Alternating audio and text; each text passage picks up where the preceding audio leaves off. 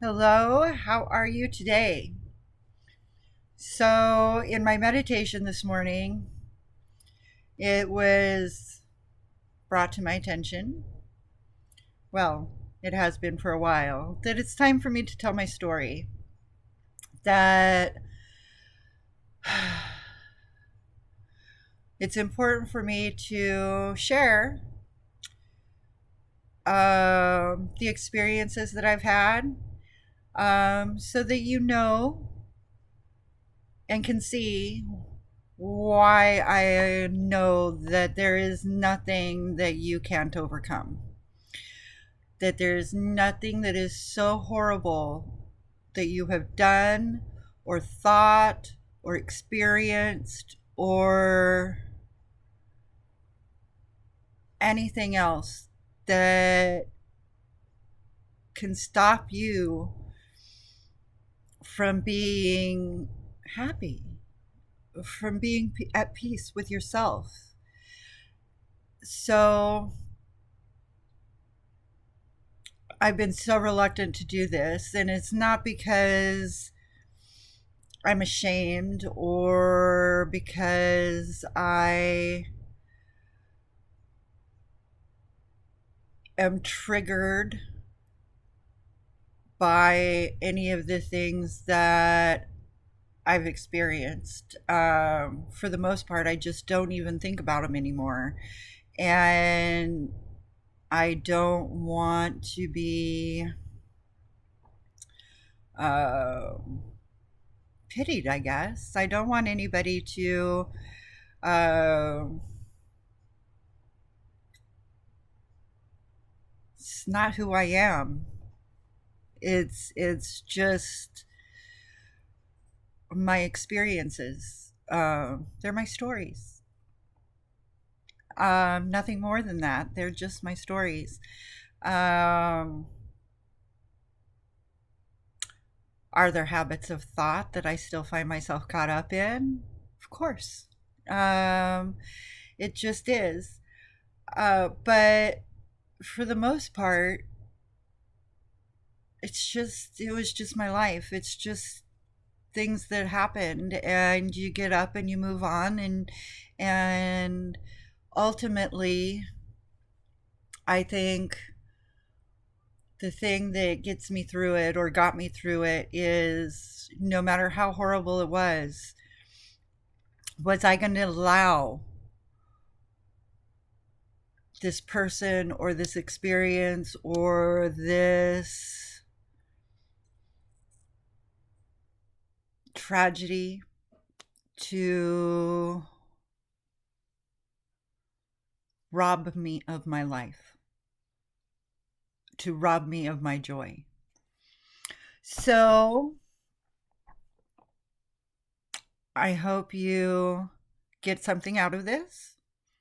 I have no idea how long it could be. It could be a long time because I have a lot of experience.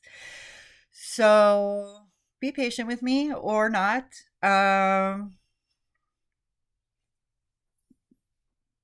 But this is for you. Um, so here we go. I was born in 1968, and my parents were very young and very different, and the time was crazy. It was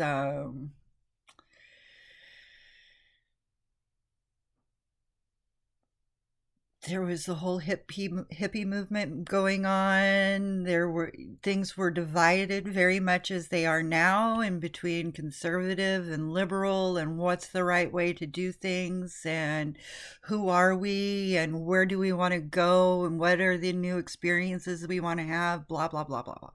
So my mom was more on the conservative side. Um Middle class, upper middle class family. My grandmother was an English teacher. My grandfather was an appraiser at a bank when I was a kid.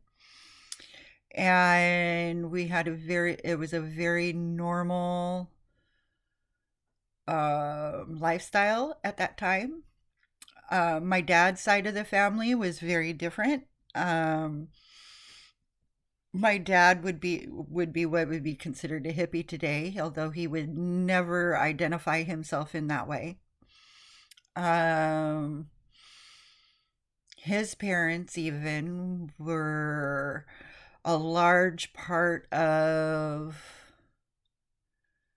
this whole free artist movement that was happening in LaConner, Washington at that time.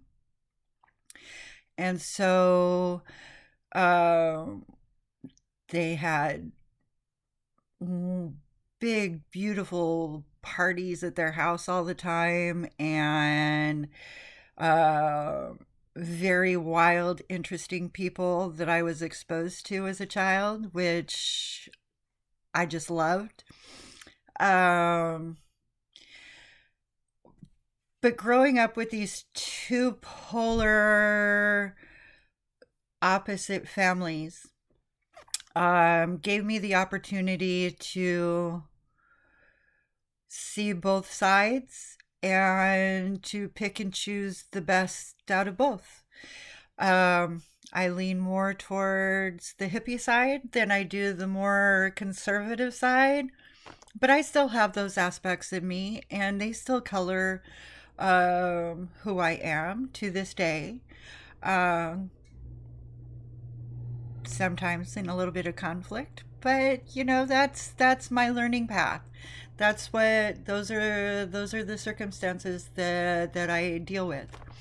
And yes, I still have problems, and I'm still dealing with them, and I still have to check myself and sometimes go back and say, oh, wait a second, that's not the way I want it to be, and so we're going to change it. So that's all good. Needless to say, my parents didn't last. Um, they divorced when I was 2, and but I was very fortunate in that they maintained a friendship. I never felt really pulled one between the other. Um, so that was a wonderful thing. I After the divorce, I went and lived with my mom's parents, and they had just their youngest child had just left the house, so they weren't really up for being parents again, but they stepped up to the plate and took care of me, and that was awesome. And made sure that I ate and had a regular bedtime, and I had a schedule, and I had some stability to start my life with. Um, I consider myself a free range human. I was raised because of, well, the time and my grandparents and my whole situation. I was sent out to play a lot by myself. We lived out in the country. There weren't a lot of other children around, at least close. So, you know, I had a very active imagination, and I used it. And I had a great time for the most part. And let's see. Uh, I got to bring it up, and it's really awkward for me because it's like the least of the things that bothers me now. But I was molested by a babysitter when I was 5 years old. And, you know, I it did affect my life later on. It was something I had blocked out of my head for a long time until I was mentally mature enough to understand what had happened. Um,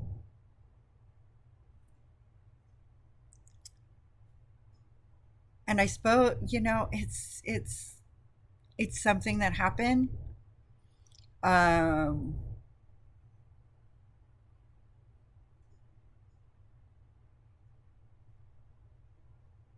I don't know. I don't know what to say about that. When I started crying when this person would babysit, um,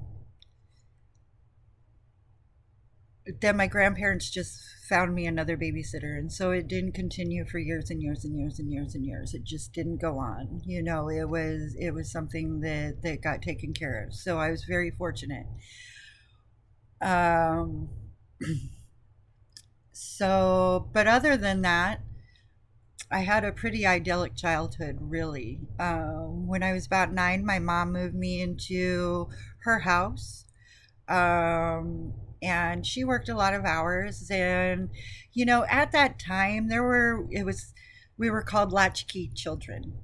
Um, there were a bunch of us born, living with our single parents, and our parents would be working until whatever time, and um, we were left to fend for ourselves.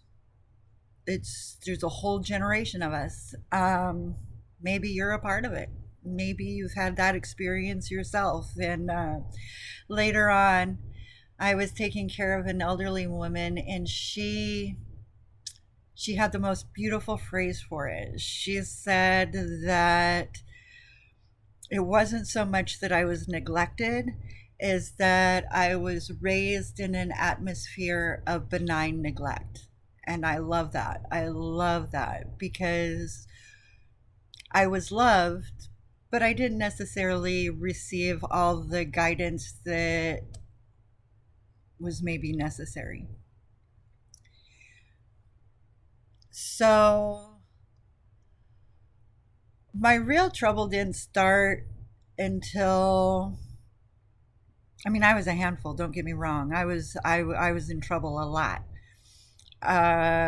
Growing up, I had a very curious mind. Um, I was intelligent. I read above my grade level, so I was reading adult books at a young age, and I got a real education, and I was eager to explore life, and I'm still eager to explore life. That is something that has never changed. It's I'm not afraid of experience. So um,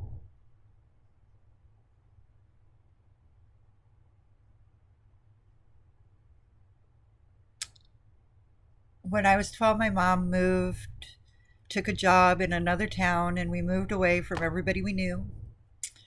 And I found myself making new friends, and not always the good friends. Um, but I had a lot of fun. And I was the troublemaker. I was the one who other people's parents said, "Oh, you cannot play with Amy anymore. She is trouble." I'd sneak out of my house and sneak back in. I'd travel, go all over town at 12 years old. I'd meet with friends in the cemetery across the street from where I lived. And I had a grand old time. I'm completely unapologetic about that. Um, I feel for my mother having to try to rein me in, but that's how it is. So, I've been an only child, and I always wanted a family, um, sisters, and just a family, or my idea of a family, the storybook version of a family. Um, and so when my mom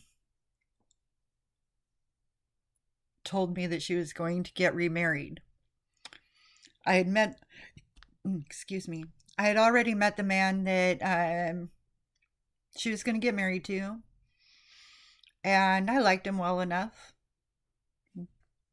you know. Um, and he had two daughters. And so I was really excited. I was going to have this family that I always wanted. And maybe this was my first, I mean, I didn't realize it at the time, but this was my first real lesson in being specific in what you ask for. Because if you're not, then it leaves a lot of empty spaces for things to come through. So my mom remarried, and I was really excited to have these new sisters. We My mom and I had moved in with Jerry while the girls were in Alaska with their family, and my mom and I went through a great deal of effort to um, buy new bedroom furniture, to get everything all set up, to make everything just wonderful for this new family that we were going to be a part of. We were both so excited and so happy for this new adventure in life. And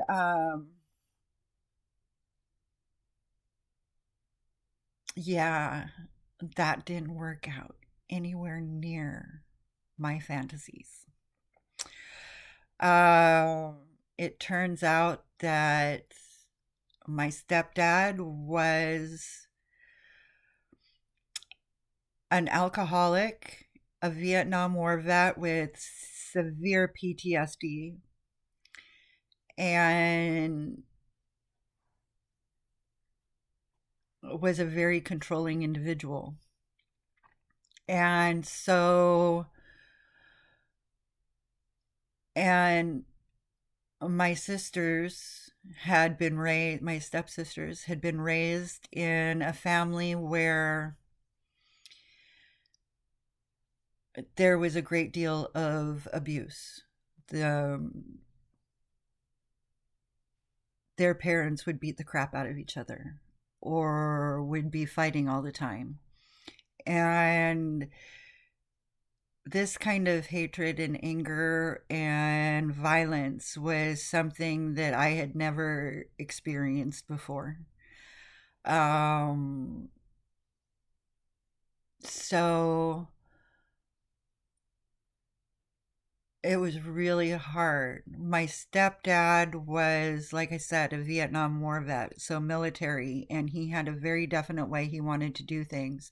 And me, being a free range human who was used to making her own choices and her own decisions, whether they were good or bad, did not take to discipline well.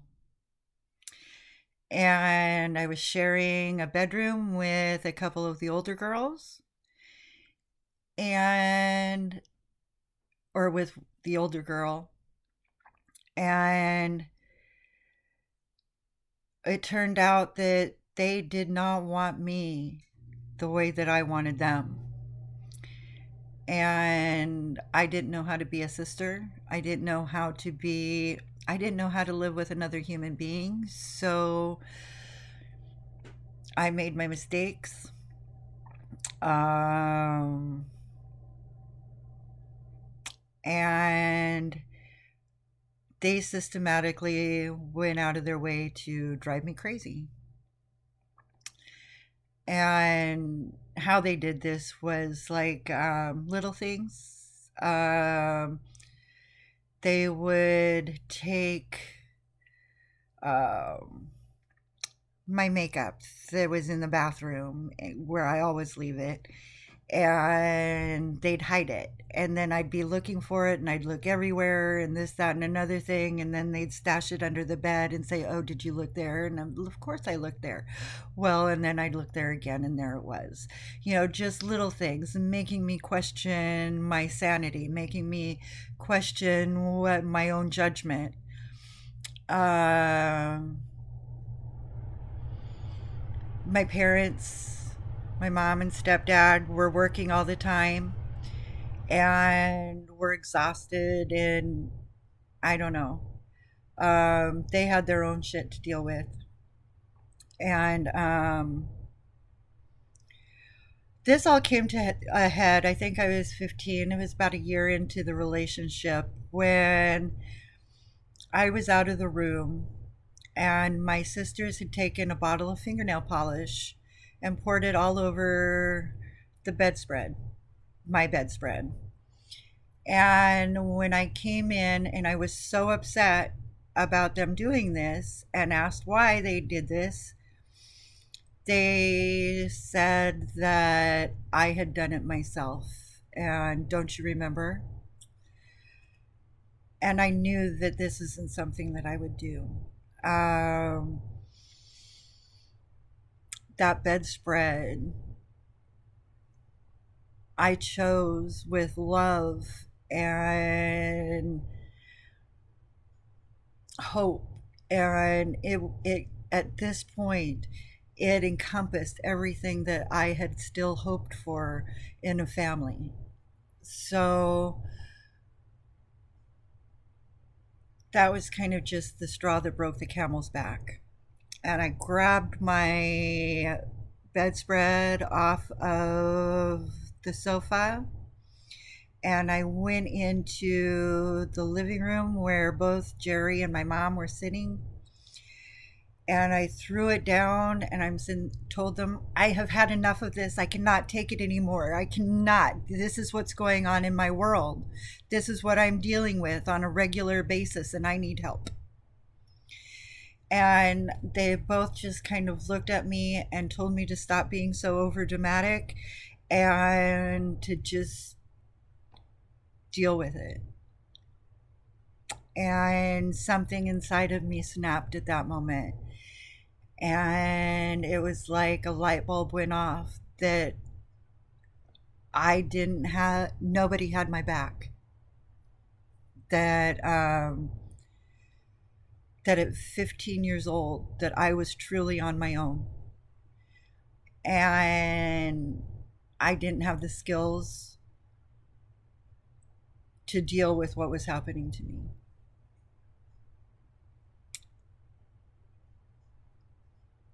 And my stepdad was abusive. He'd get drunk and he would yell and scream, and sometimes he would hit me, depending on what I had done. Not saying I hadn't ever done anything, that I was innocent in this. I would say 9 times out of 10, I had definitely done something that deserved to be disciplined for, but I never deserved to be beaten. Um, Nobody ever deserves to be abused. And that was something that I had to learn to grow into and realize for myself, that whatever had happened to me in that moment, no matter how bad I was, I did not deserve that. So, shortly after the bedspread incident, I tried to kill myself. Um, I had gathered up all the medication I could find in the house, and everybody had gone to bed. And I went into the bathroom and I ran a bath and I took every single pill that we had in the house. And this ranged from aspirin and Midol to migraine medication to painkillers. I took it all. If there was a pill in the house, I took it. And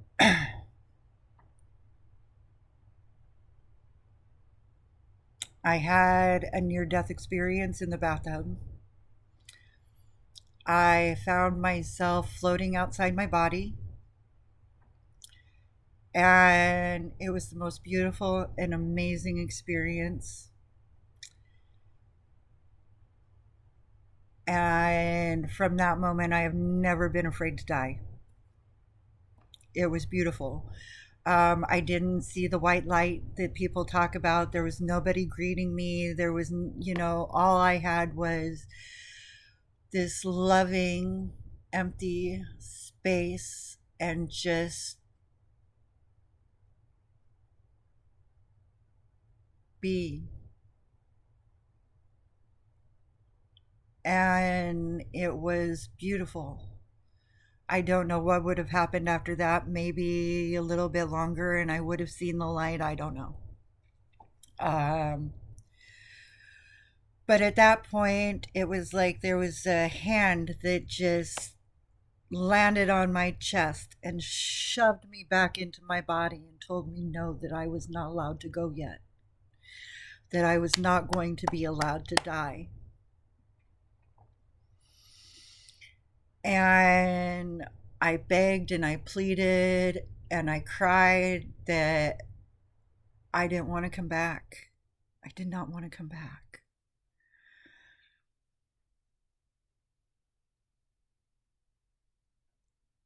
And I still want to go home. But here I am because I'm still not allowed to die. So I've asked, can I go yet? Nope. So so here I am making the best out of what I had, trying to do what I'm supposed to be doing in this life so that I can go home. And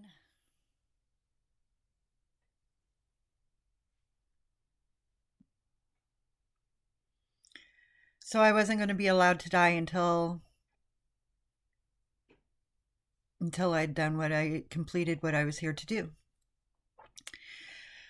And I believe that the me sitting here talking to you right now, starting my coaching business, doing all of this and helping other people to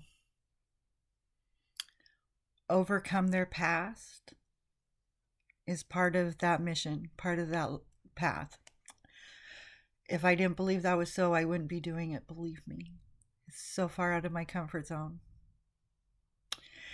So so so I came back to my body and I was high as a kite. I hallucinated for 3 days. My stepsisters covered up for me. My parents didn't know. They worked all the time. They came home, they went to bed, they just didn't know. My sisters, I stayed in my room. That first night, I was raving, and my parents came to check it out. My sister told them I was having a nightmare and that they'd take care of it, and it was all fine. Um, I don't blame my parents for not responding to that because really it was not a cry for help. I didn't want anybody to know I had done this.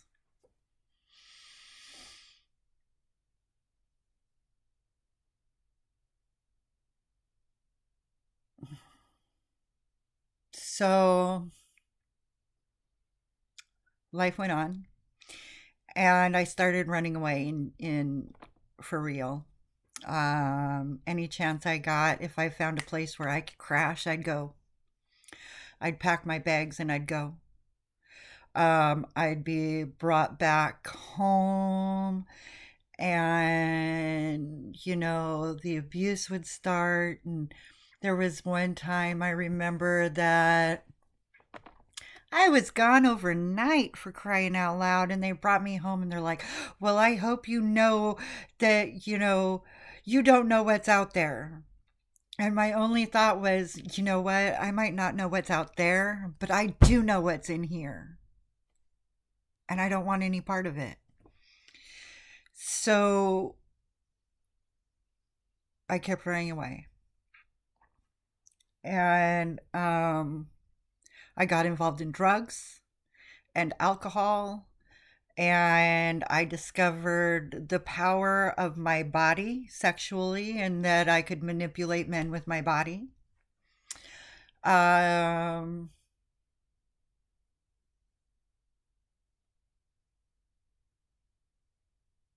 I learned how to separate my psyche from sex. so that, it was, sometimes it was enjoyable, sometimes it wasn't, but more, I think for me, sex had become the enjoyment I got out of sex was the power. And that's not a healthy way to go about it. But that's the way it was. And I still wanted to die. And, for a long time, like 10 years, I I thought that I just wasn't going to be allowed to kill myself.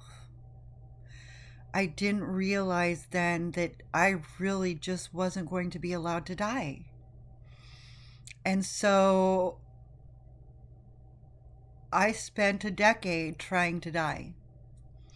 And I put myself in situation after situation where death was probable. Um, I was 16 when I finally got away from home. And I had run away and I made it as far as Yakima. And I had friends there and I was going to go and call them for a place to stay for a minute. And I got pulled off of the sidewalk and put in a car and gagged and taken to an apartment where I was tied to a bed and repeatedly raped by two men, um, being filmed the entire time.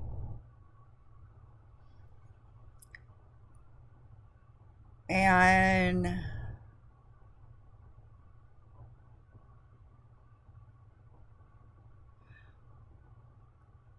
it was horrifying. They had a photo album of other women that they had done this to, that they would show me when they weren't abusing my body. They showed me pictures of dead women.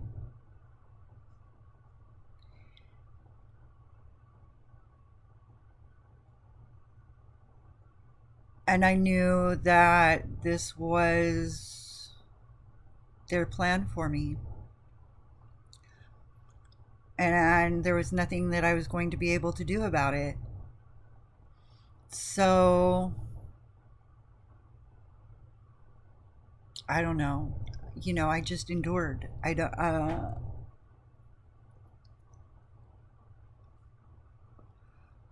I learned to take myself out of my body so that I didn't have to experience what was happening to the body. And I can't tell you how long I was being held. I don't have a time frame. One moment just blended into another.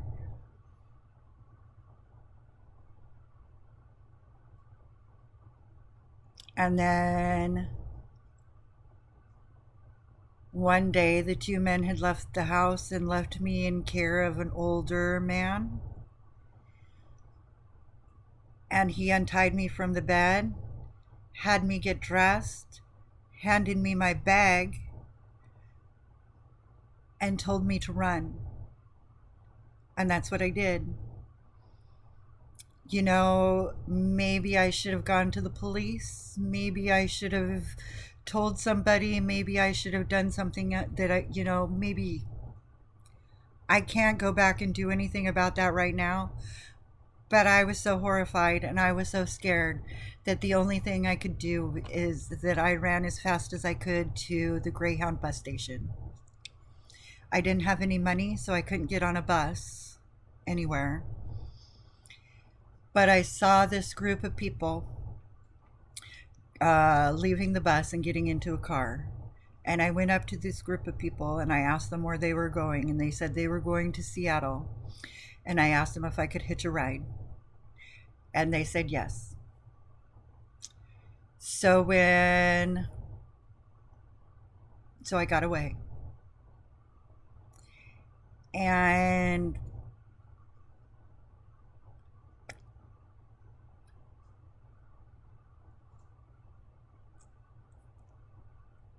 we got to Seattle, and I just kind of shoved everything that had just happened to me aside because I didn't know how to deal with it. I didn't have any resources.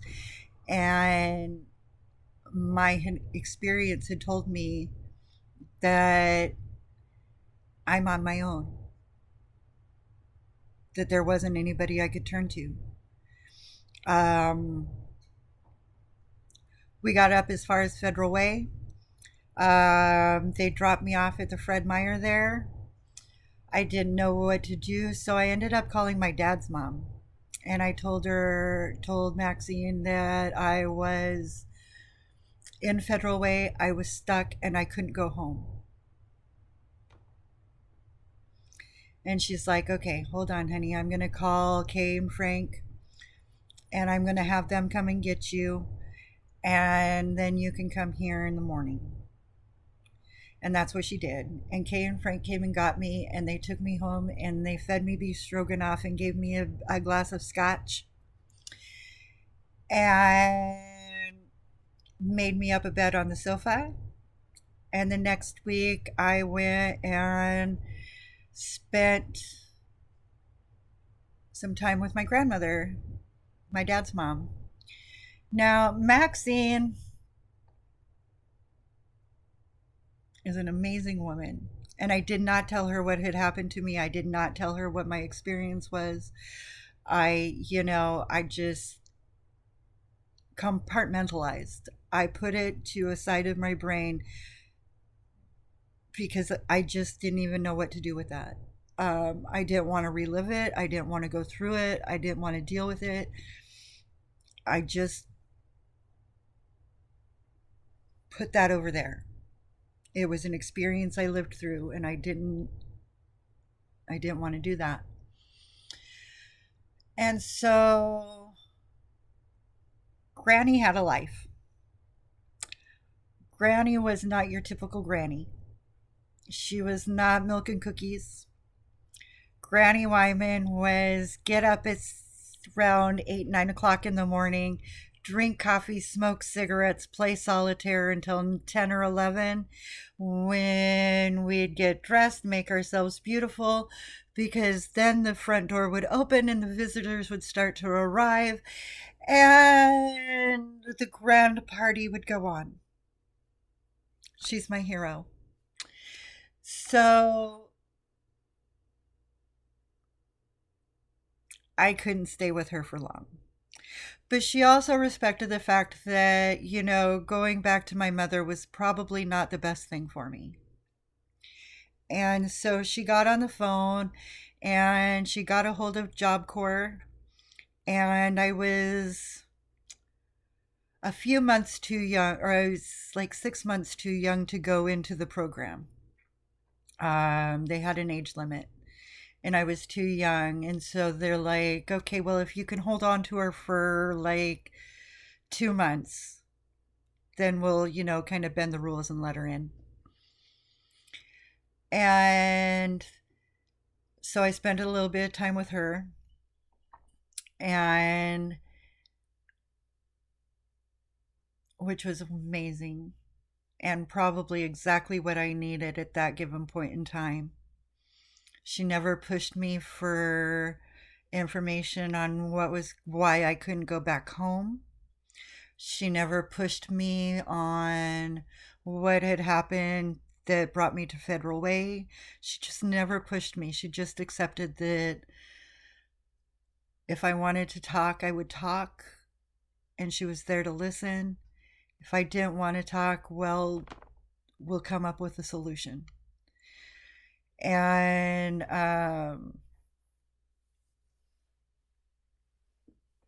so I ended up going and spending about a month with my dad up in Alaska.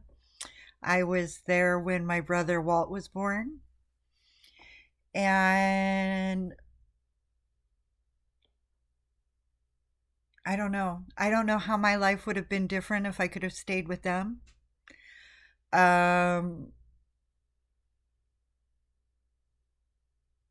there's a part of me that still wishes that that was the case, but it wasn't. So there's no sense um, dwelling on that. And I spent a month in Alaska before heading into Job Corps, where I trained as a unit services coordinator, basically that lady that's behind the desk in the wards doing all the paperwork. That was me. And when I finished that program, I was 17 years old and I couldn't get a job in my field because I was too young. And I had a boyfriend and we were, all these things. It was just all of these things. And I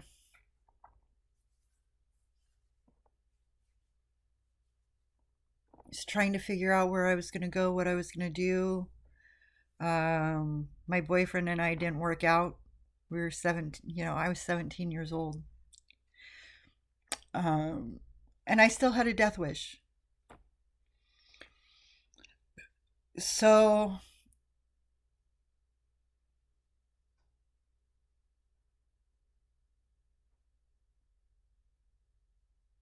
I found an opportunity down in California. And I had contacted these people, and I was going to go down there and I was going to do childcare for a family. I was going to be a nanny.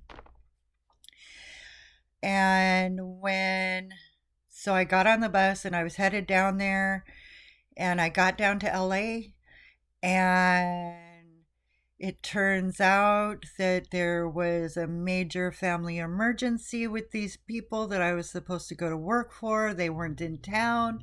They didn't leave any provision for me. There was nothing. I was stuck.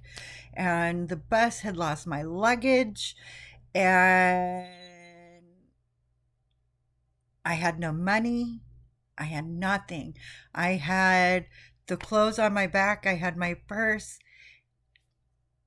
and I had a spare pair of underwear in my purse. I had no idea why I had that, but I did.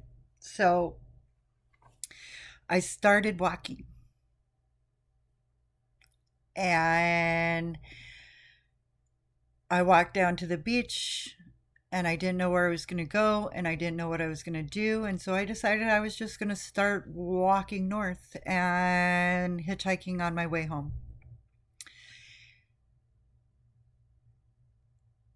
And I got severely dehydrated and starved.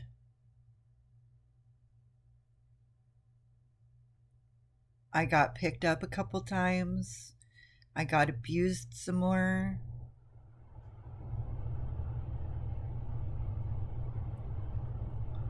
And and I hallucinated. I hallucinated a lot. I saw Jesus. I had a conversation. I don't remember a whole lot about that. Um, there was one point where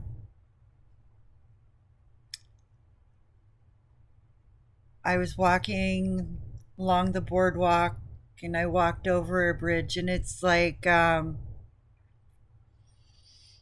there was a period of time there where I knew exactly everything that was going to happen. Like I'd never been here before, but I knew that on the other side of this bridge and up a few blocks that there was going to be a Denny's restaurant. And I went to the Denny's restaurant, and I just wanted to get, oh, I had lost my shoes by this time too. It was really bad. It was really bad. And they wouldn't let me in to sit down at this Denny's restaurant because I didn't have any shoes. They sent me out with a small cup of water, and I went and sat out on the bench in front of the restaurant. And I'm like, well, what do I do now? And it's like there was a voice inside my head that told me that there would be a truck pulling into the parking lot at, didn't give me a specific time. I was just to look for this truck in the parking lot. Gave me the license plate number of the truck that I was supposed to be looking for.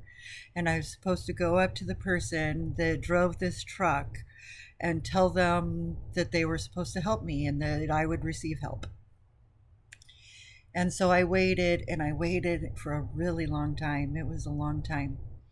But the truck pulled into the parking lot and I went up to the person and I told them that they were supposed to help me and they were in total shock. They had no freaking clue who the fuck I was.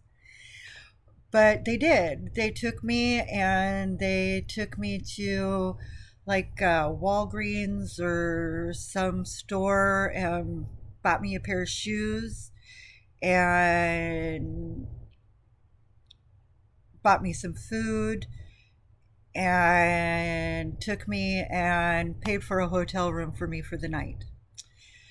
And but that was all they could do for me. But it kept me alive for that day and gave me a little bit of strength for the next day. And I continued on my path the next day with shoes now. I had shoes on my feet. I wasn't barefoot anymore. That was awesome. I had something more to put on my body. Oh, and tampons. Oh my God. Oh my God. I had started my period on top of this and I didn't have anything to take care of myself with. Oh my God. What a mess. Oh my God. And that poor child. Oh, I feel so bad for her. Uh, and we went through, I don't know how much longer this went on. I lost track of time. I have no concept of the time that all of this took place. I can't imagine that it was more than a couple weeks. Um, it felt like a couple years, and it also felt like there was no time at all. It was very surreal. Um, I had made it as far as I made it from Huntington Beach to Ventura, which is really a remarkable distance on foot in that state of being. But I was done, done, done, done, done, done. Um, I was beyond done. Um, there was like this little truck stop restaurant, and I was just gonna go in there see if I could get a glass of water and just sit for a minute, and then I was going to go and find a bush to crawl up under and just die. I was done. I couldn't go another step. I couldn't go another minute. I was just done. And so I went in there and I don't know what this man saw, but I think he was the owner of the restaurant, and he asked if he could get me anything, and I just said, I just need water in a minute. And he brought me water and sat down and asked for my story, and so I told him what had been going on up until that point. And he's like, okay. And a few minutes later, he brings me a soda and a plate of food. And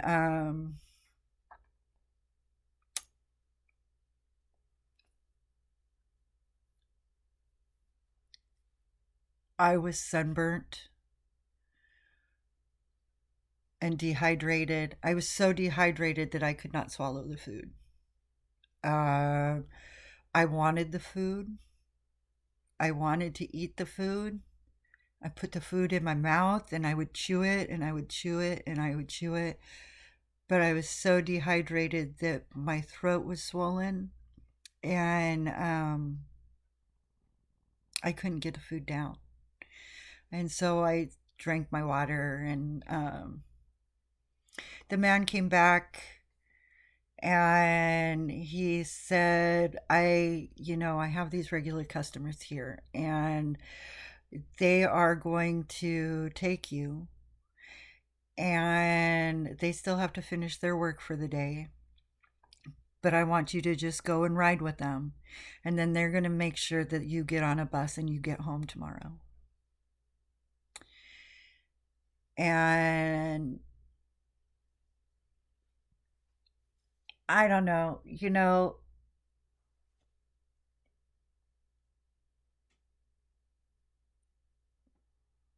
that's what I did. Um, they could have done anything to me, but the fact of the matter is that there's nothing that they could have done to me at that point that hadn't already been done to me. So, and the worst thing that could happen to me is that I die. And I was already ready for that. So, off we go. And that's what they did. They took me and they got a hotel room for the night for me, and they stayed with me. They didn't try to touch me or assault me or anything. They just wanted to make sure I was okay. And they took me to the bus station, and when we got to the Los Angeles bus station, guess what? My luggage was there. And I got on the bus and I headed home. And um,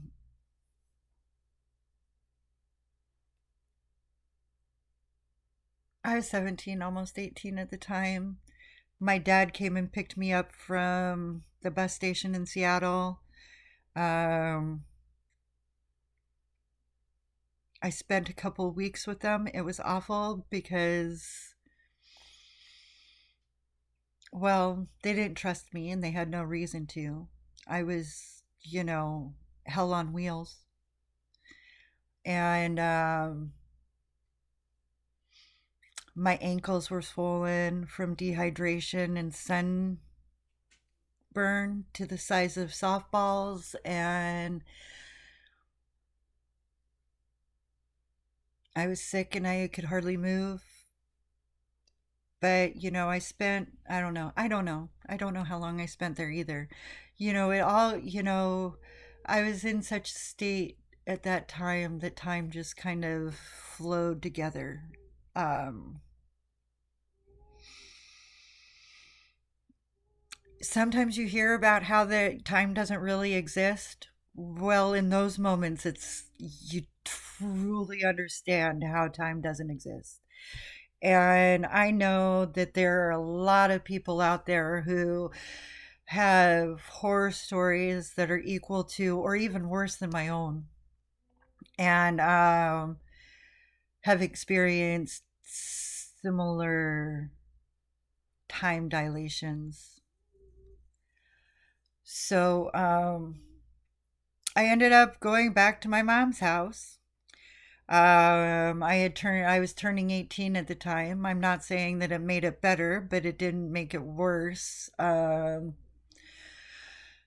Instead of moving in with my stepsister, actually, I think my stepsister had moved out by that time, Barbara. Or no, she was still there. She had her daughter though. And I decided I was going back to school again. Um, so I enrolled in the community college and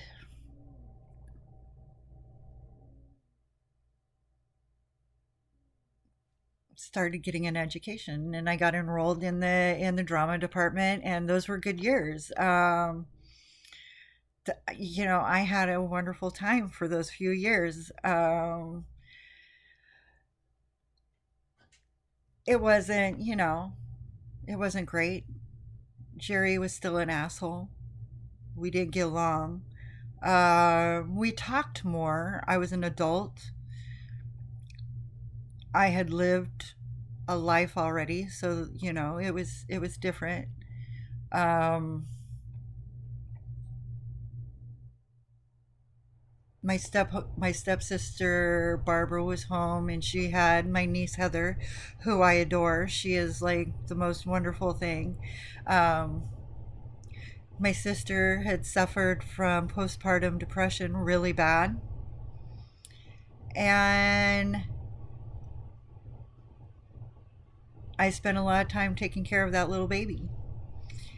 And I would take her to. Oh, I decided I had auditioned for a play, and I loved it. And so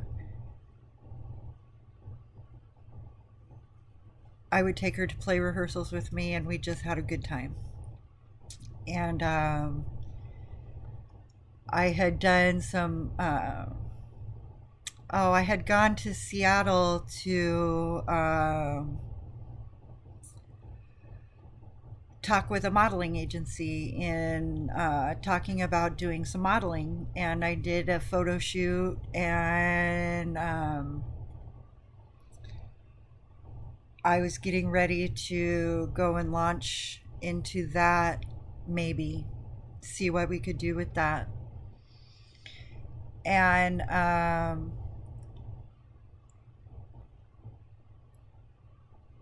nothing really ever came of it. But I moved to Seattle, and I got a job in my original field. I worked at University of Washington Medical Center, and I was a unit services coordinator in the psychiatry department. And I loved that job. I loved the patients that were in there. I loved the people I worked with, and I got a lesson in, sometimes a promotion is not the best thing. You don't always want the promotion, because I got offered a position at Harborview working full time, floating at night shift. And making that change just robbed me of all my joy. Um, Harborview, floating, trauma wards is not a fun place to work.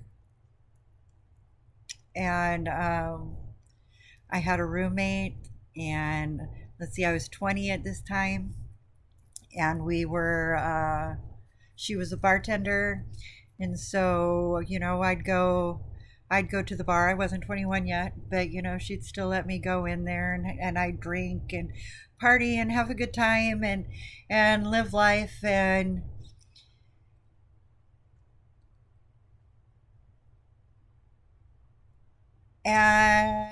this leads up to my second trip to California,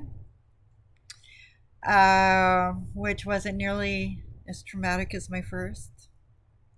But I had met a pro volleyball player, and I followed this pro volleyball player down to Manhattan Beach, California.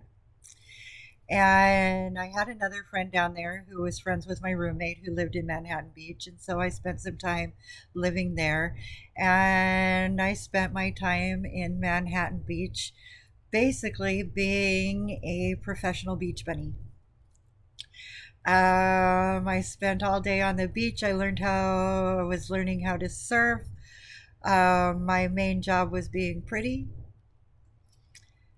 I'd go to parties, I'd go to bars, I'd go and do massive amounts of cocaine. Um,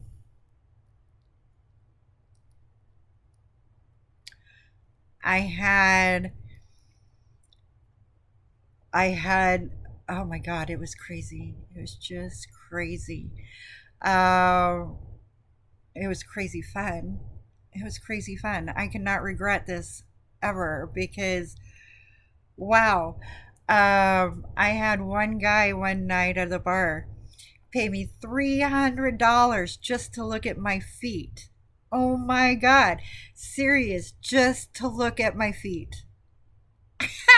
Can you believe that?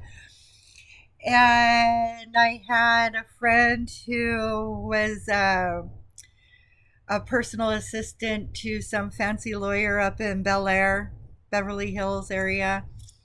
And we would take the limousine out and we would go and crash the Beverly Hills Hotel pool. We would uh,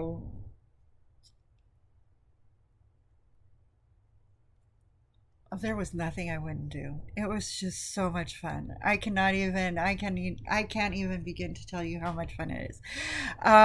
Incredibly dangerous, massive amounts of drugs. Not a good place, really. But holy crap! At 20, barely 21 years old, um, or yeah, I had just turned 21, and it was the time of my life. I had such a good time down there at that time. Um, I I trained at Gold's Gym in Redondo with the trainer for the Raiders.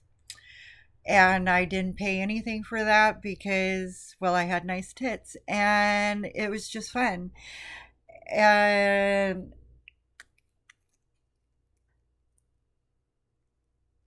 I was wild and crazy. And my friends in Beverly Hills kind of worried about me, and they talked me into going and having a psych eval, which I'm pretty sure that I regret to this day because I was diagnosed as bipolar, and I got put on lithium, and ended up coming back home again.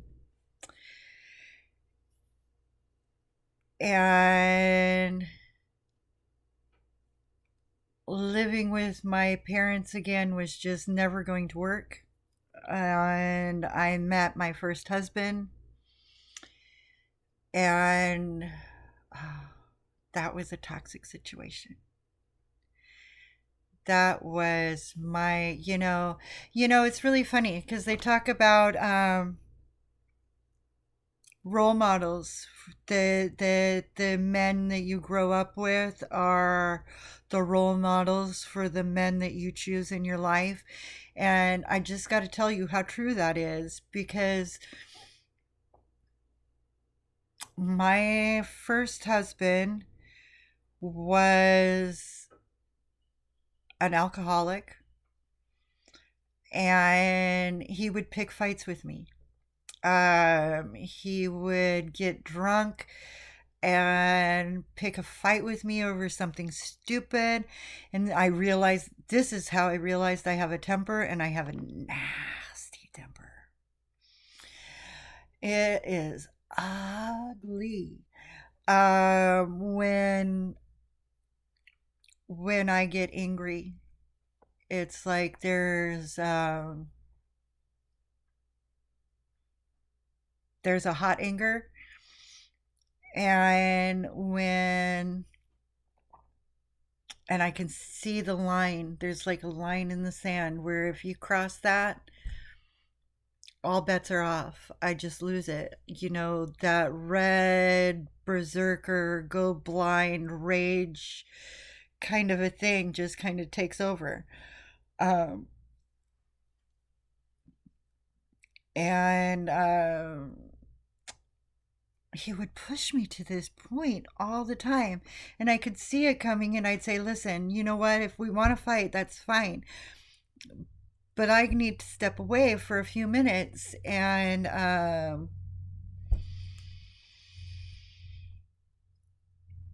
so I can think like a rational human being. And he would continuously push me over that point, and I would rip chunks of flesh out of his body with my teeth. I busted the windshield of my car with my fist. Um, I was still trying to go to school. So I was doing homework, and he got into cocaine, and he'd have his coke dealer over, and he tried to, and he would, well, he couldn't necessarily sell me because I wasn't agreeable to that, but he basically traded a blind eye and would leave me alone with his drug dealer in exchange for um, more cocaine.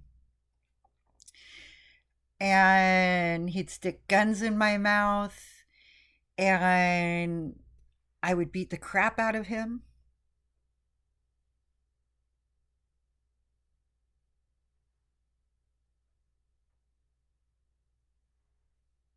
It was toxic. It was so toxic. Um, I think we maybe lived together no more than 6 months before I moved out and got a restraining order. And I had given up school by this time because I couldn't deal with school and him and all of that. And I'm getting my timelines all mixed up. I never remember how this all goes together. Oh well, I don't suppose it matters.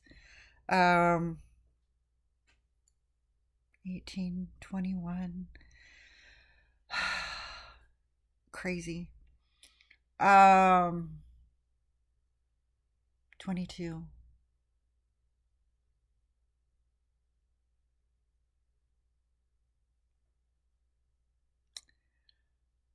Oh, yeah, okay, okay, I'm back on track. Because, there's several trips down to California. There was the first one with the hitchhiking, and then there was the second one following the guy down, just 21. 22, I got married, abusive relationship, more drugs, lots of drugs. By the way, I would take enough drugs to kill a horse, and I still didn't die. So, um,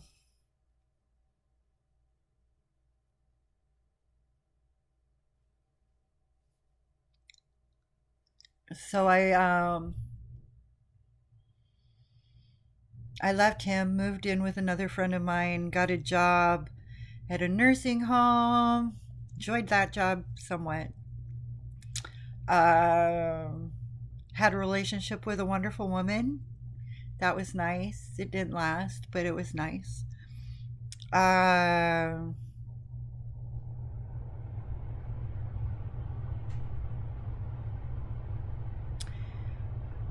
my ex-husband wouldn't honor the my first husband. I guess we weren't divorced yet. We separated, but he wouldn't honor the restraining order.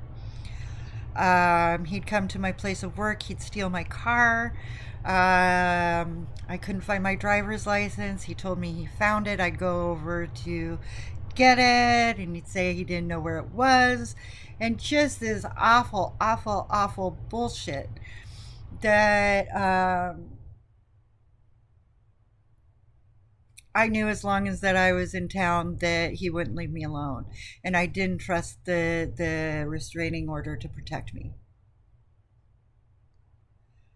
So I ended up going back to Seattle again. Um, this is when I got the job at the hospital.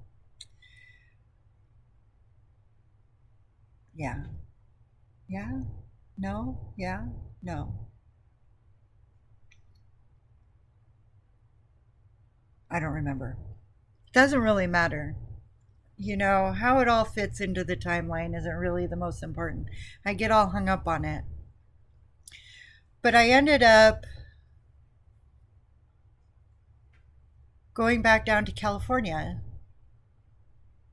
Oh, because before I had come up, when I had come up, before I had been dating this guy, Michael, and I wanted to reconnect with him. We'd written back and forth a little bit. Thought maybe this would be a better option, or at least a place to go. Turned out that was not a good idea. But while I was down there, I'd run into some people that had a beach house right down on in Playa del Rey, and I stayed there for a while. I ended up getting a job at a towing company, and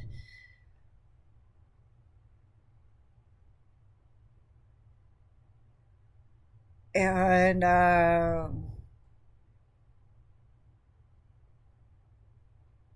that was a good time for a while. I ended up getting a renting a room with two other women down in Marina del Rey. I worked at the towing company in I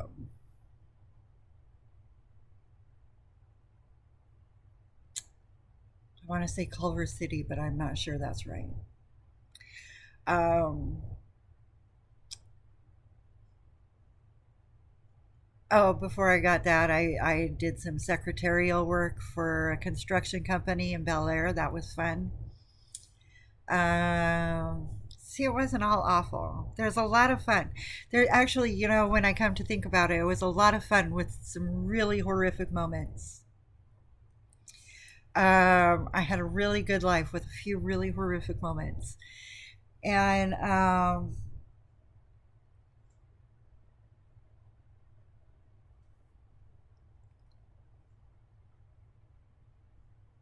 when I was down in Marina Del Rey, I had probably the most amazing experience of my whole life. And I've hung on to this.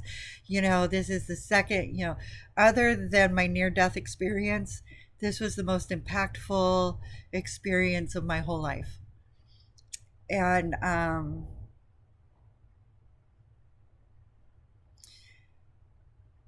when I was down there, I was beginning to notice that I could wish for things and that they would happen. Usually I wished for people. Like one time I wished for a rich boyfriend and I met him. Wealthy man, drove a Jag. Uh, Lesson in being specific was that wow, serious sexual perversions. Like he wanted me to shove a closet rod up his butt and a corn cob, and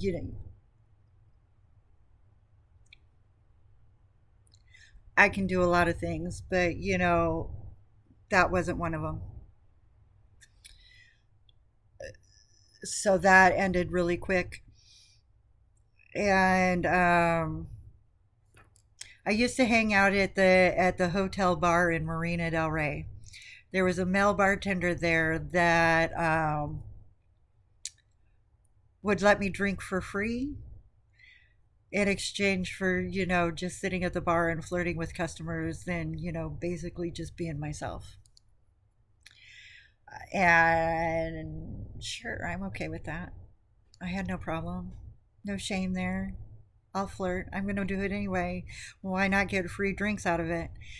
And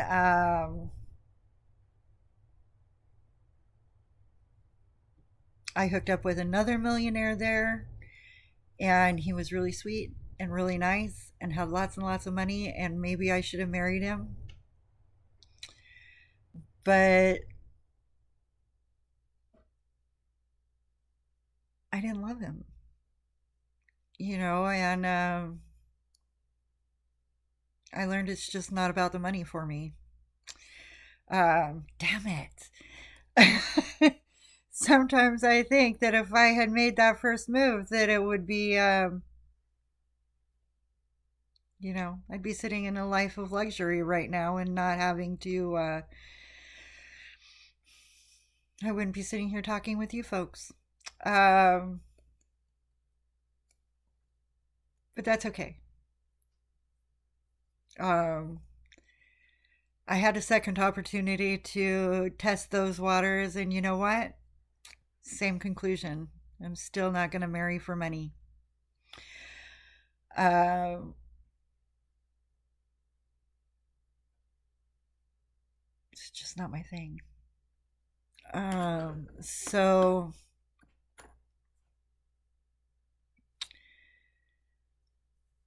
I was hanging out at this bar. Back to my big experience. I was hanging out at this bar, and there was a group of guys that came in, and my bartender friend came up to me, and he's in there going, "Hey, listen, these guys are here from New York. It's a bachelor party. Would you be their stripper?" And I'm like, "Oh, well, you know what? I've never done that before. Why not?" It was a joke. It was fun. It was funny. I wasn't good at it. We all ended up just pretty much joking and laughing, and I ended up talking with the main guy, the guy that brought everybody out there, and it turned out he was a bookie in New York, and that these guys were like his bodyguards, and one of them was getting married, and so he brought him out to LA for this big bachelor party send off kind of a thing. And I really hit it off with this guy, and we decided to ditch the bodyguards, and we climbed over the railing of the hotel room onto the beach and headed down to the Cheesecake Factory for a brandy. And I'd only, I wasn't drunk at this point. I hadn't done any drugs, and actually not even for a while. It had been, I'm an on and off. I was an on and off again. If it was there, I'd do it. If it wasn't, it was no big deal. Um, so no drugs, no, very little alcohol. Maybe two, three drinks. Nothing that was gonna throw me over the edge. Um, but were sitting over our brandy, and we were talking about the nature of reality. So it was really amazing to have this conversation with somebody, because there weren't a whole lot of people that were like really into questioning how the world worked and our place in it. And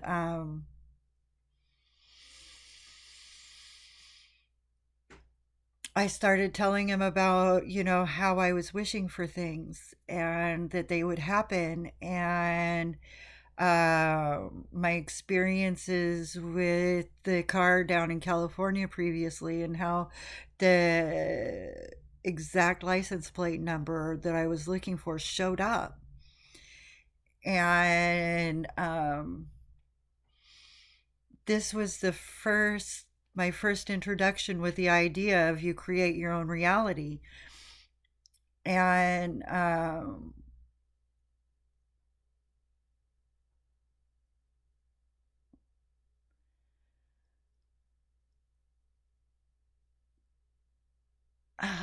it was just amazing.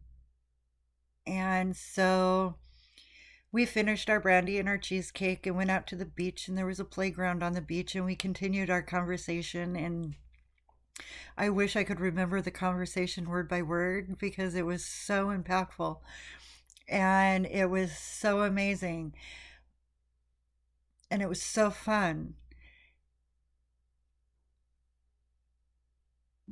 But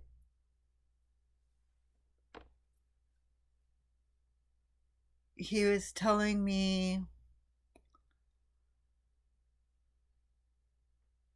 we were talking about immortality, and he was telling me that I was an immortal being, and that I would never die.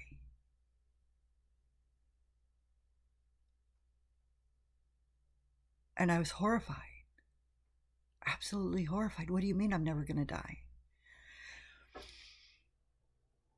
I still like to think that, he was talking about the immortality of the spirit, which we're going to go with that, because I'm still horrified by the ramifications of the other. Um, Eventually, the body will die. It will give out, I'm sure. Um, I hope. Um, but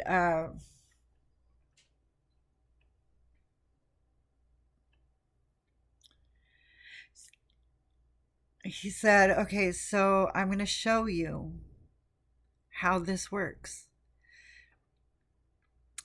There was a telephone line going across the beach to the marina. There was a tennis shoe hanging over. And he's like, we're going to play a game. And when we walk past this line in the sand, you're going to start creating whatever it is you want to see. I want you to create the world in which you want to live in. I want you to create whatever comes to your mind. I want you to just imagine that this is an imaginary line and that the world is different on the other side of that line. And I did. And it was amazing because I crossed that line and the hotel over here disappeared and there was a lush jungle instead. I was still on the sandy beach, but there were no people. It was just him and I. No buildings over here. No bright city lights out here. The water was still there, but the boats were gone. And I just laughed. It was just the most amazing thing I'd ever experienced in my whole life. I mean, not even on drugs have I ever experienced anything so amazing. Um,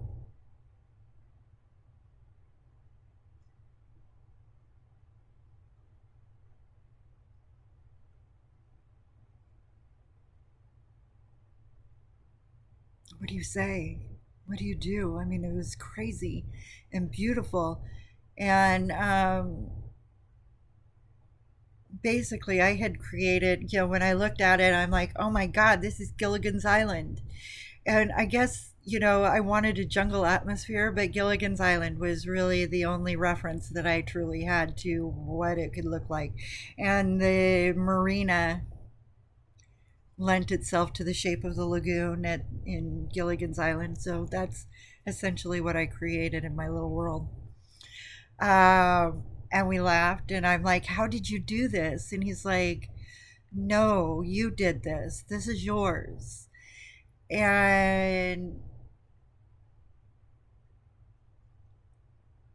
he explained that he and I were the only people experiencing this particular reality at that moment. I still don't know exactly what happened or how I did that. It's kind of been my life quest to figure that out because I would really like to do that again. Um, I think a part of it has to do with being with people that are open and willing to suspend their belief in reality for a moment, to let down their guard and allow for something different and new.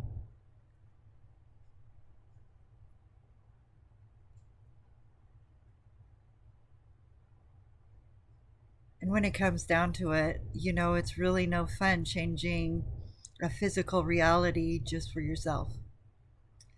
I always wanted somebody to share it with. Um, I don't know if that'll ever happen. Um, I sure hope so. Oh my God, I so want this to happen again. Actually, I would love to see this on a global scale.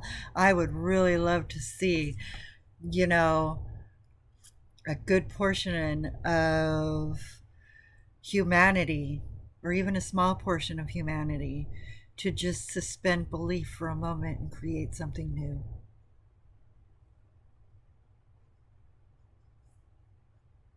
That's my dream. I believe it can happen. I know it can happen. It's not even a belief. I've done it. I know it can happen. So okay, so I'm gonna go off on a sidetrack, and I'm gonna tell you my dream. And then I'm going to call it to an end, even though I'm not finished with my story, and I'll pick up the story another day. But we're already at an hour and a half, and I don't want to go any longer than that. So, my dream is, and I would like to teach enough people the nature of physical reality that they are willing to suspend belief and create a new world with me. I would like to have at least 20 acres of land. The only thing about this land that's really, really, really important is that it has drinking water. It would be nice if we had a pond, but we could build a pond. I have learned permaculture, and I know other people that are into permaculture, so even if it's bad land, I know it can be rebuilt and reshaped into um, healthy land in time.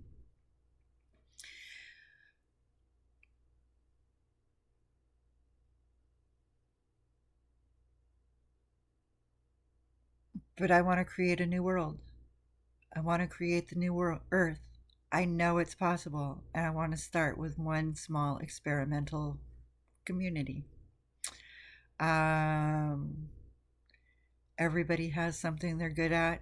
Everybody has something, even if we don't make it by magic, we can make it through physical labor and love and respect for each other's strengths and weaknesses. I mean, there's things that I know how to do. I'm not good at it. I don't like it. But I know enough that I could share that information with somebody that maybe could do it better than me and might enjoy it.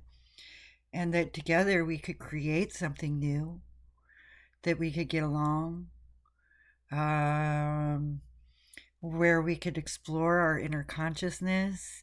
We could play with out of body experiences and dreaming and create.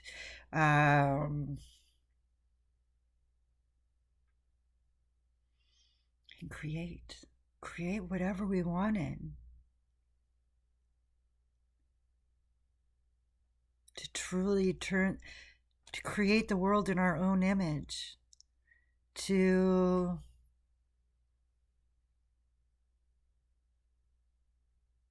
be co-creators with the universe in a very real sense, and to help support the earth, our mother. I have no idea at all how any of this is going to turn out, but here it is out in the world. This is my dream. This is my hope. This is everything I work for. I am here working with you so that I can help, so that maybe I can connect with the people that can help me make this dream real. Maybe somebody will come across this video and be able to suspend their disbelief for just a moment and see new possibilities. I hope. I hope. And I love you. And we will continue on, because after meeting this, the big turning point in my life comes, where I had my big eye opening experience And, but that's an experience for another day. Cheers. Have a wonderful, wonderful day. If you made it this far, yay. Thank you. I love you. You're awesome. I hope I didn't bore you too much. And